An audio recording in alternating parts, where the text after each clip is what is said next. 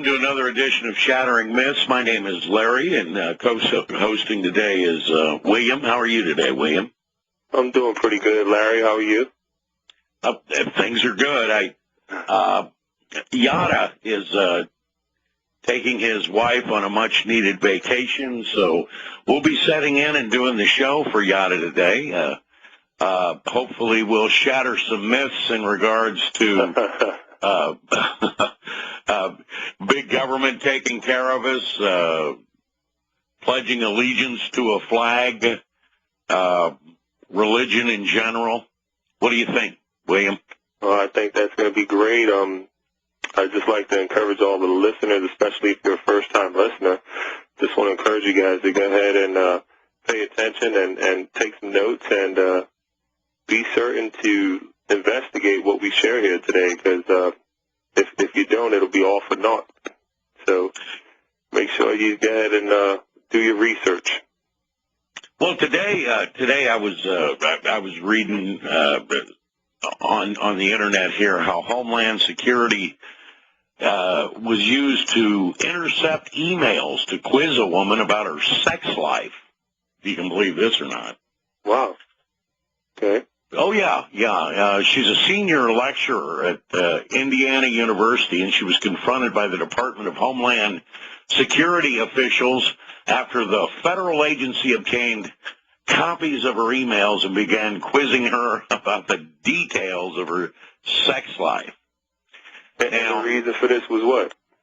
Well, apparently, and the ACLU is filing a lawsuit on behalf of Christian Van der Haar after she was detained by Customs and Border Patrol at the Indianapolis International Airport during an incident in 2012. She's a sociology professor, and she had traveled to the airport merely to help her friend pick up some computer parts that had been shipped separately. He was a Greek national. His name was Demetrius Papadronopoulos.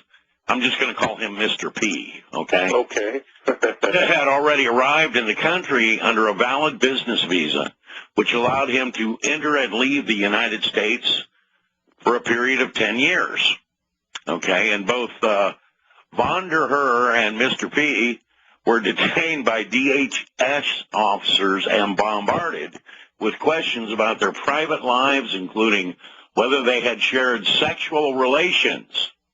Whoa. With feds alleging that the two secretly conspired so that Mr. P could stay in the country illegally. Now, here's a guy that had a 10-year visa. Right. Believe me when I tell you, these visas are not easy to get.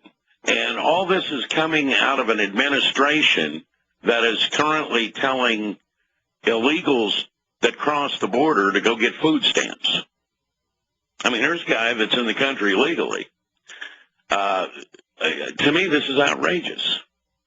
This is just another example of the federal government growing beyond the scope of anything that would be considered reasonable. And I brought something up there that probably sounded a little shocking, that the Obama administration's telling illegals to collect food stamps, and he's also telling them to do it without admitting they're illegal. Now, why do you suppose that is? I mean, what's the agenda? I have no idea. I have no idea what the agenda is, but I know as we pay our taxes, this is the kind of thing that's being squandered on. You know, we have a giant military, don't we? I mean, we really do. Yeah. And we've got them deployed in over 40 countries at any one time. Right. You know, it's very upsetting to me because supposedly, the shtick is always the same. You know, we're going to be out there and we're going to be bringing democracy with us. Well, first of all, democracy is not freedom. That's called mob rule. We're supposed to have a republic, a federal republic of laws, not a democracy. But let's assume that democracy or mob rule did bring freedom to places. I'd read an article, it wasn't very long ago, about a woman in Afghanistan who, for whatever reason, they decided they were going to give her 200 lashes and then kill her. Huh. Wow. Yeah, and so they did. That over a period of a couple of weeks, they gave her this 200 lashes, because if you took 200 lashes at once, you'd never make it through the 200 lashes. That would kill you. So they nursed her through the 200 lashes and had her stand around in a cage naked for 2 weeks while they did this to her. Then when they got finished, they took her out back and they shot her in the head. Now, her crime was something offensive to Islam. I forget what it was, but it wasn't really a crime at all. And yet we're supposed to be spreading democracy and freedom over in Afghanistan.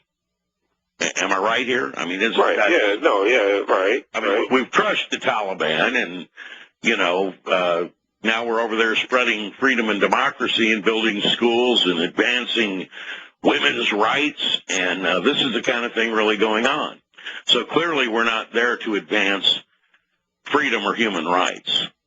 Otherwise, things like that wouldn't be going on. Now, I'll go back to the Spanish language leaflet that the U.S. Department of Agriculture has provided to the Mexican embassy in Washington, D.C., which advises border-crossing Mexicans that they can collect taxpayer-funded food stamp benefits for their children without admitting they're illegal immigrants. Underlined in bold-faced type, the document tells immigrants who are unlawfully in the United States that you need not divulge information regarding your immigration status in seeking this benefit for your children. Now, the USDA's Supplemental Nutritional Assistance Program, it's called SNAP, commonly known as food stamps, is funded in order to prevent hunger by helping poor families maintain a basic level of nutrition for both adults and children.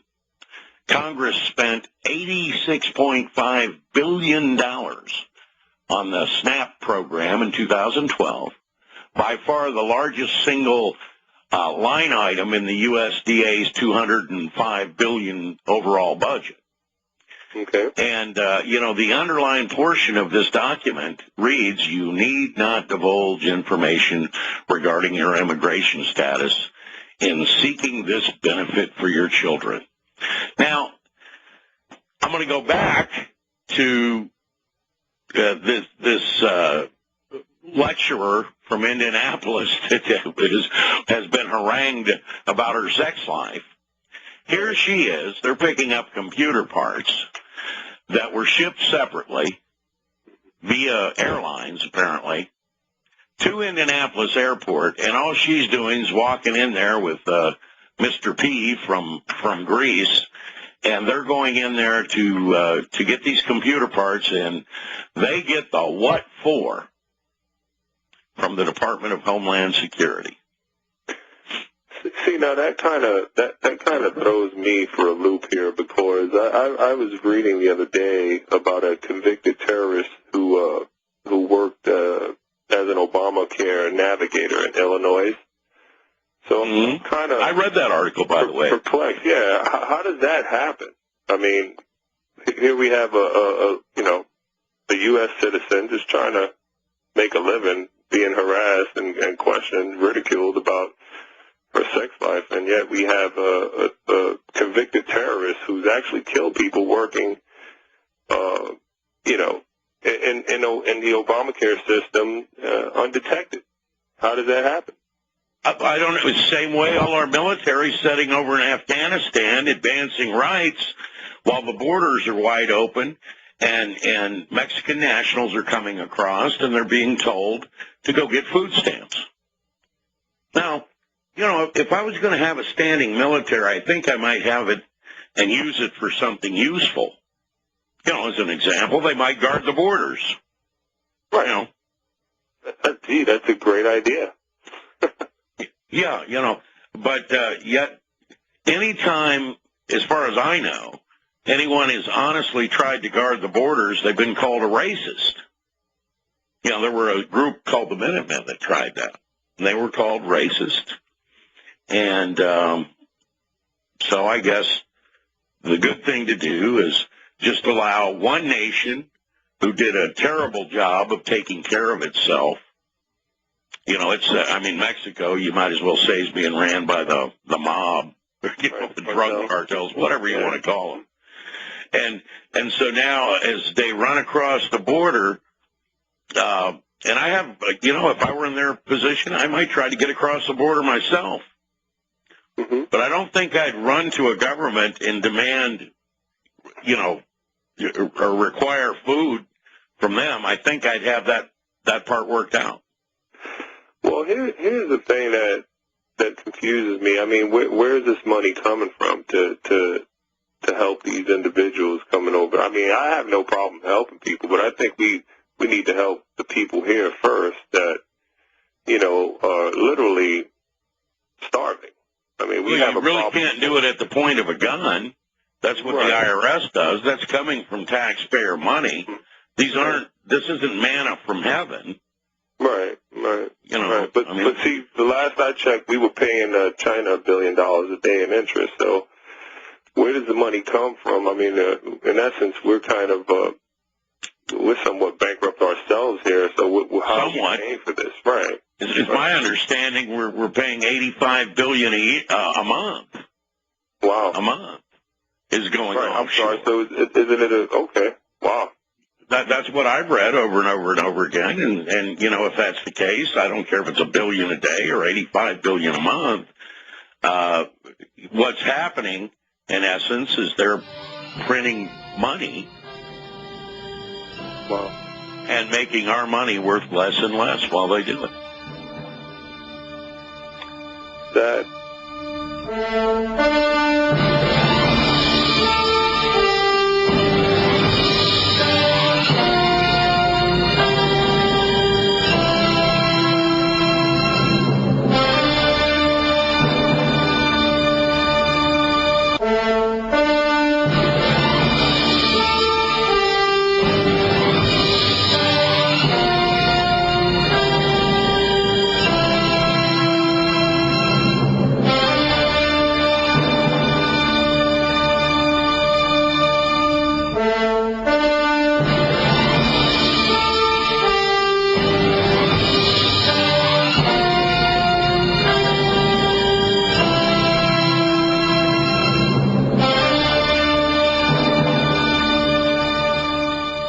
Welcome back. William and I were just having a discussion about where is the money coming from to create food stamps or to pay for food stamps of the Mexicans that are coming across the board illegally. And you know, it'd be one thing if they just sort of bumped into it, but this is actually being promoted and advanced by the Obama administration. And that money, of course, is money that's just being printed with nothing to back it up. And the more money that's printed, the less and less our money that we manage to save is worth. Isn't that true? I mean, you got one Mona Lisa is worth a lot of money. If you had 400,000 of them, they wouldn't be worth very much, would they? Not at all. Not at all. I mean, this is a serious problem, and I know in my house, if I spend money I don't have, I go bankrupt. So, you know, it's nerve-wracking, Larry, because our kids and probably our grandchildren have to, I guess, pick up the pieces, right? I don't believe that we'll be around that long. I honestly think that catchphrase, our children and our children's children are going to pay for this, it leads people to believe in their mind that they can keep kicking the can down the road. I think the chickens come home to roost way before that. I think it comes within the next 5-10 years. I think we'll see a total financial collapse. I mean, it is a mathematical certainty. It isn't about grandkids anymore, other than the ones you have alive right now that are going to have a miserable life in the not-too-distant future. Wow. Because when money,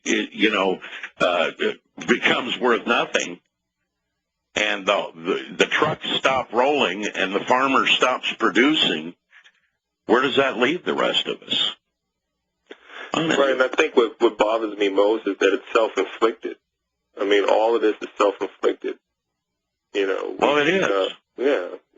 We can definitely fix the problem, but I seen the other day Obama was talking about sending aid over to I believe, I want to say it was Syria, right?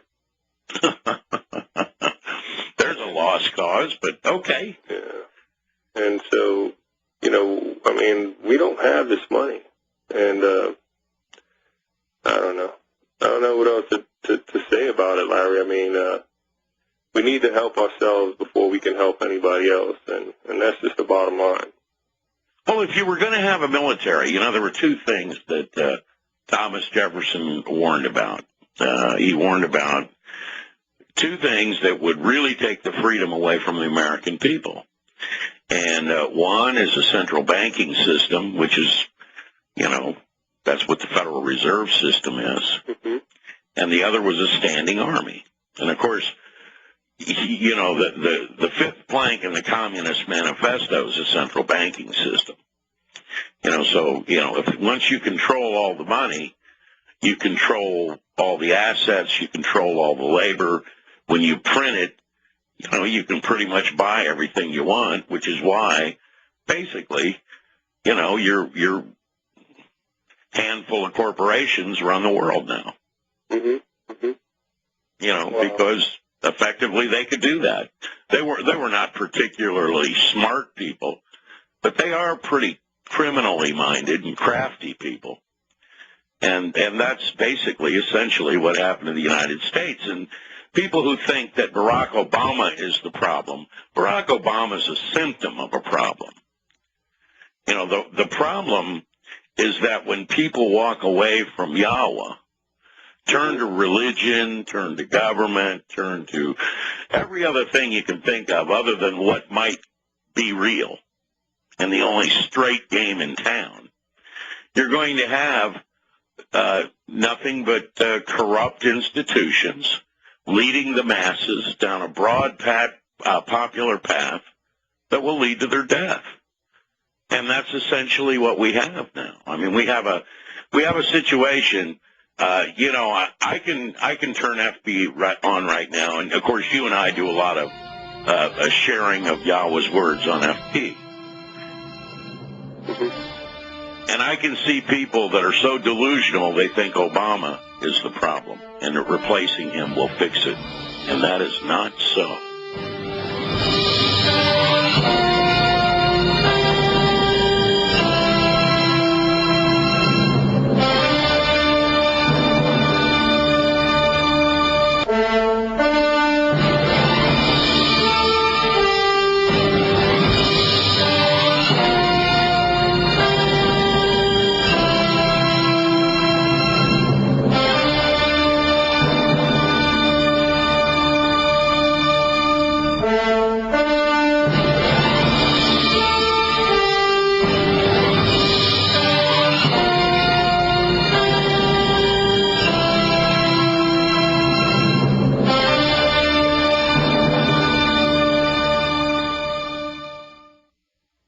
Welcome back. I'm Larry, and William is co-hosting today, and we were just discussing, some of the major problems this country faces, or at least symptoms of the problems.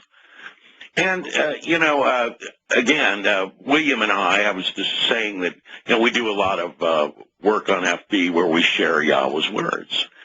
And I have, I think, a little over 2,500 people on my FB page right now.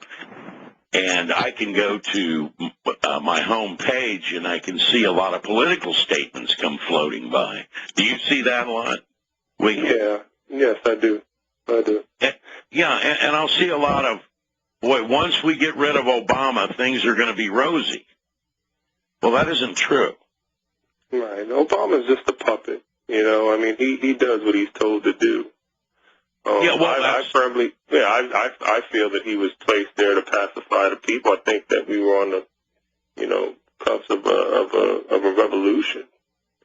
And if we were on a cusp of a revolution then, what are we now? Oh, yeah. I'm sitting here, and I can see things go by, and they'll show Ronald Reagan, right, as though he's a god. But I have to ask you, and this is the kind of thing we have to ask ourselves: did government grow under Ronald Reagan? The answer is yes, it did. Did deficits grow under Ronald Reagan? Well, yeah. Yes, they did. Yeah. And that being the case, show me the last president that didn't run a deficit. Show me a president that didn't involve himself in creating regulations which were costly and expensive for anybody doing business out here in the private sector. In my lifetime, you can't. Yeah, I don't think you can, right. I don't think you can. When you have programs that are designed to enrich a few mm-hmm. and take from the productive segment of society, then you are really running a self-defeating system, aren't you? Because you're punishing productivity. Correct. And that's the thing we've seen go on for decades now. Decades. And it's not just... Because they're indoctrinating these kids in college to think this way. I mean, I had a discussion with a young man about this, a couple of years ago, and he looked right at me and he said, you are supposed to help me. It's your duty to help me. You have to help me.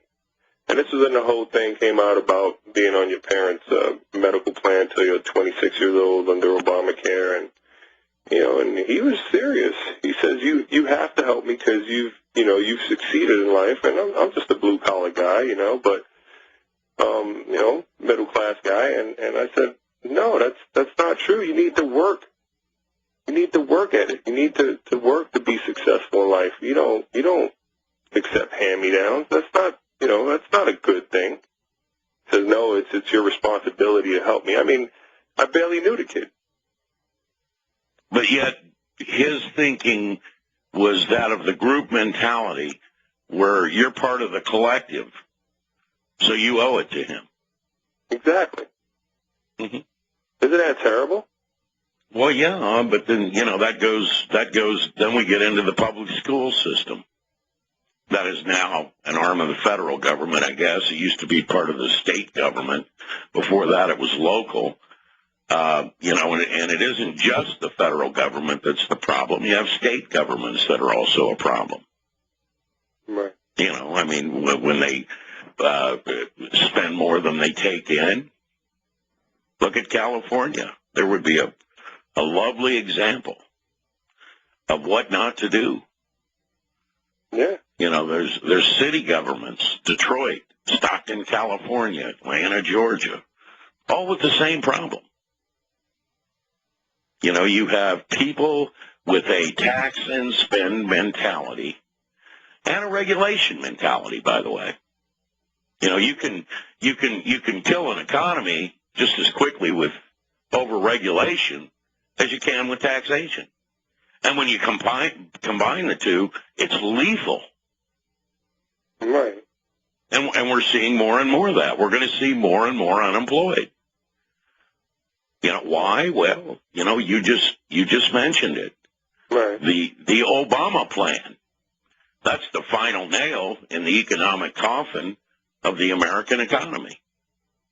Right, and that's the thing, like sending aid to these foreign countries. I mean, we're not in a position to do that. In fact, I found a statement. Tell me what you think about this, Larry. The Obama administration promises over and over again they are only sending arms to secular, freedom-loving Syrian rebels, not those Islamic jihadists associated with terrorist groups like al-Qaeda. What does that mean? Aren't they one and the same? Well, I don't believe that the opposition, first of all, if there was any secular government to be spoken of, that would be the actual government that currently exists in Syria, right? Right. Okay. But they're arming the opposition to that, correct? Those would be Sunni Muslims, wouldn't they? Mm-hmm. That are over there fighting a jihad, aren't they? Right. So none of that made any sense to me. That just sounds like a total lie.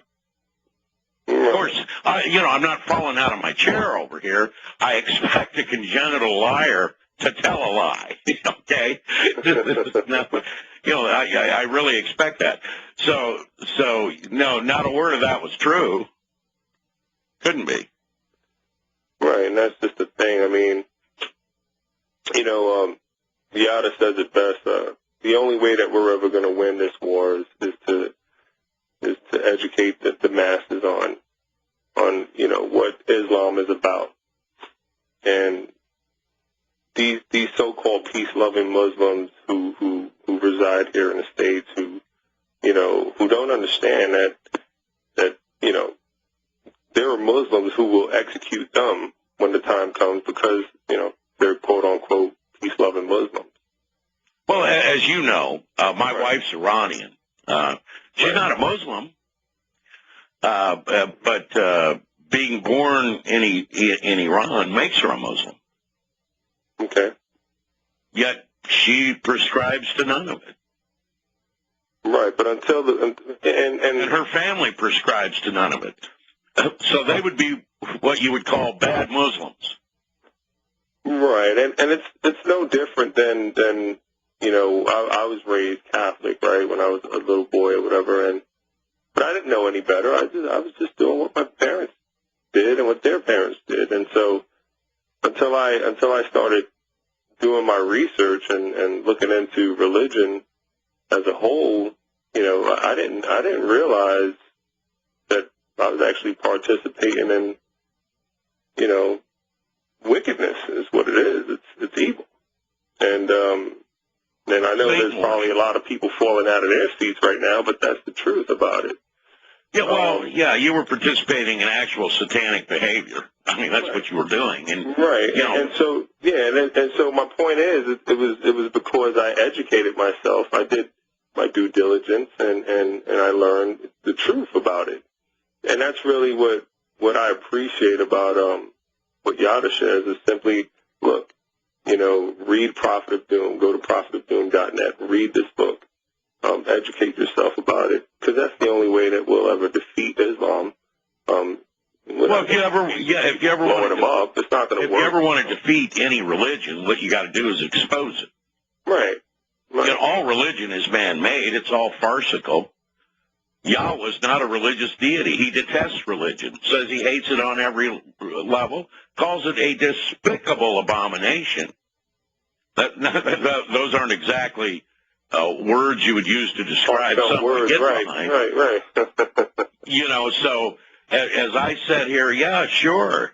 Now, again, I'm going to go back to this. I know many Iranians and Americans. All of them I know on a personal level actually despise Islam. Openly hate it. Really? Wow. Oh, yeah. Every one of them I know. I know several hundred. Okay. Now, the truth is, what Islam has got most of them to is just basically, I don't want to be attached to anything religious at all. Right. And if you try to share Yahweh's words with them, it's falling on deaf ears, because the reason it's falling on deaf ears is because they can't detach Yahweh, who hates religion, from religion. Because isn't that really what the clerics did? And I don't care what the religion is. They're all trying to claim the creator of the universe is behind whatever garbage it is that they're pushing. Right. And if you want to expose Islam, you have to expose, the Quran and the Hadiths for what they are. Muhammad was a slave trader. And when you actually do what Yahowah's done in Prophet of Doom, and you line up, and this took 5 years of one of the best researchers I've ever known in my life, which is Yahowah, took 5 years of his life to compile and put in order. Chronologically, right? Yeah, exactly what the Quran is. What you find out is that it's the story of a 28-year rampage, the 28-year career of a slave trading pedophile. That's what you got. A murderer and a thief and so on and so forth. Yeah. And yet I'm not going to give the Christians a break on this either. No. See, your average Muslim, this is the truth now. Your average Muslim, and I've been all over the Mideast, feels the same way about their religion as the average Christian does about his.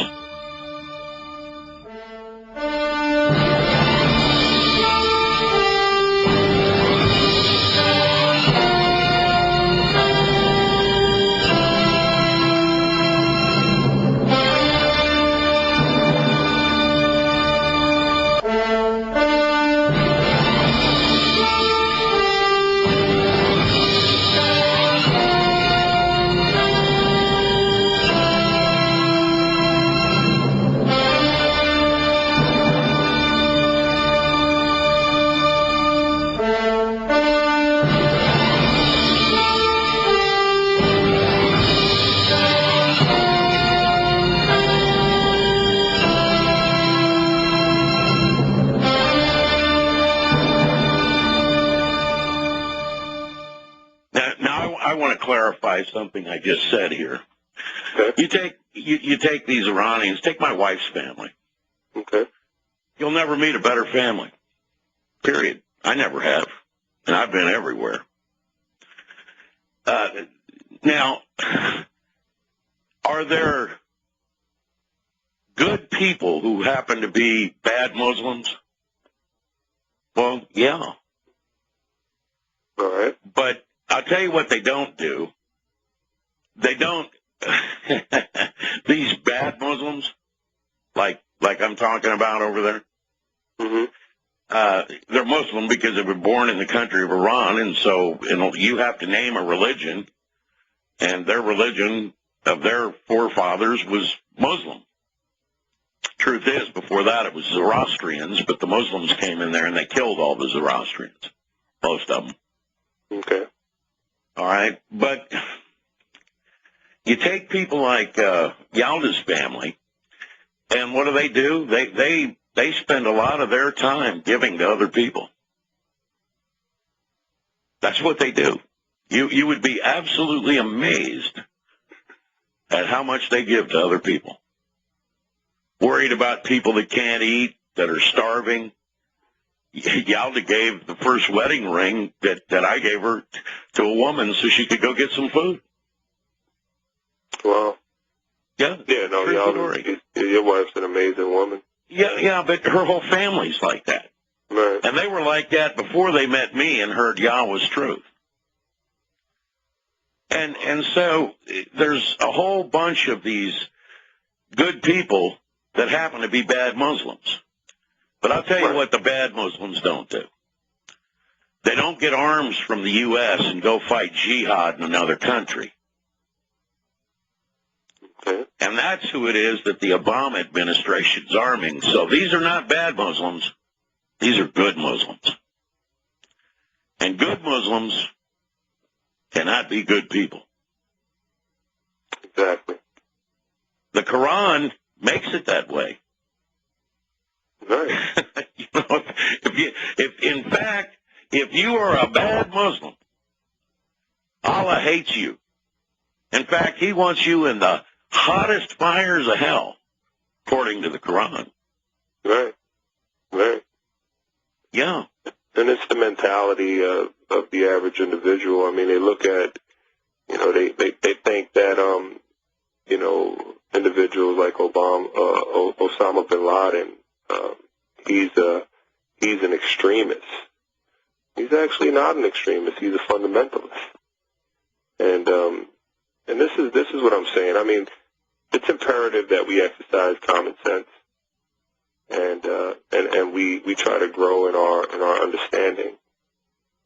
And until we research, we'll never know. I mean, most people are just simply oblivious. They really don't care about what's transpiring around them, what's transpiring outside of the United States, and you know, it's sad because knowledge is power. Well, knowledge is in the end, and understanding is what's going to separate those that are going to live from those that are going to die. Mm-hmm. You know, the concept of being politically correct and compromising principles is what's got us to the position that we're in today. It's what's got us into the position of trillions of dollars of debt. And a government that wants to fund a military, run around apparently taking from others what doesn't belong to them, while enriching a few and then having the U.S. taxpayer pay for it all. You know, there's the hadiths are actually stronger than the Quran. You know that, right? When there's a debate on anything in the Quran, they go to the hadiths. These were the words and deeds of Muhammad. Now I'm going to read this. This is from Bakari. And Bakari, you know, you're going back to the oldest stuff that there is. Okay. When we return, I'm going to read just a few from Bakari of what the Prophet says a good Muslim should be doing.